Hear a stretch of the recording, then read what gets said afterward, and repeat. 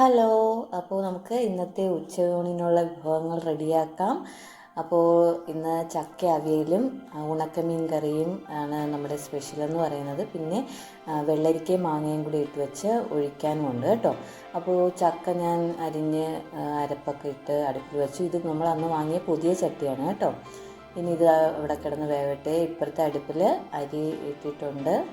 അങ്ങനെ ചക്ക ഏകദേശം റെഡിയായി കിട്ടിയിട്ടുണ്ട്. അരിയും നല്ലതുപോലെ തിളച്ചു.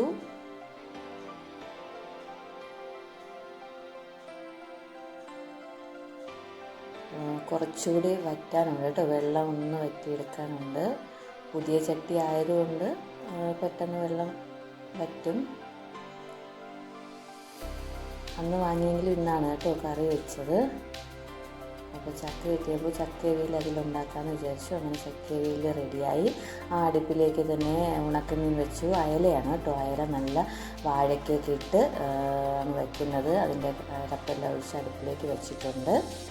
ഇനി അതവിടെ കിടന്ന് തിളയ്ക്കുന്ന സമയത്ത് നമുക്ക് ഒഴിക്കാനുള്ളത് റെഡിയാക്കാം. അപ്പോൾ വെള്ളരിക്കയും മാങ്ങയൊക്കെ അരിഞ്ഞ് വെച്ചു. ഇനി ഇതൊന്ന് മൂടി വെച്ച് വേവിക്കാം. വെന്തതിന് ശേഷം നമുക്കിതിലേക്ക് അരപ്പൊക്കെ ഒഴിച്ച് കൊടുക്കാം. അരപ്പൊക്കെ ഞാൻ അരച്ച് വെച്ചിട്ടുണ്ട് കേട്ടോ.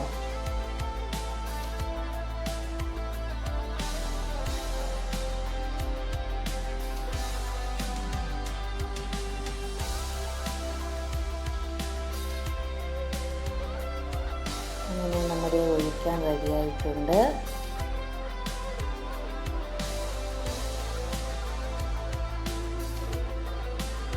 നമ്മുടെ ഉണക്കമീൻ കറിയും റെഡിയായിട്ടുണ്ട് കേട്ടോ. ഇനി അരി വാർക്കണം.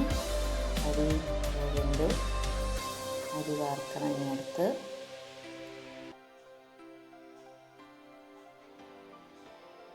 അരി വാർത്തതിന് ശേഷം നമുക്കിനി ചോറ് വിളമ്പാം. അപ്പോൾ അതിന് ഒരു പ്ലേറ്റ് എടുത്തു. അതിലേക്ക് നല്ല ചൂട് ചോറിട്ടു. അതിനുശേഷം അതിലേക്ക് നമുക്ക് അവിയൽ, ചക്ക അവിയൽ, നല്ല ചക്ക അവിയൽ വെച്ച് കൊടുക്കാം. പിന്നെ നമ്മുടെ ഉണക്കമീൻ അയലയാണ് കേട്ടോ. ഞാൻ നേരത്തെ പറഞ്ഞില്ലേ അയലയാണ്. ഉണക്കമീൻ കറി വെച്ചു.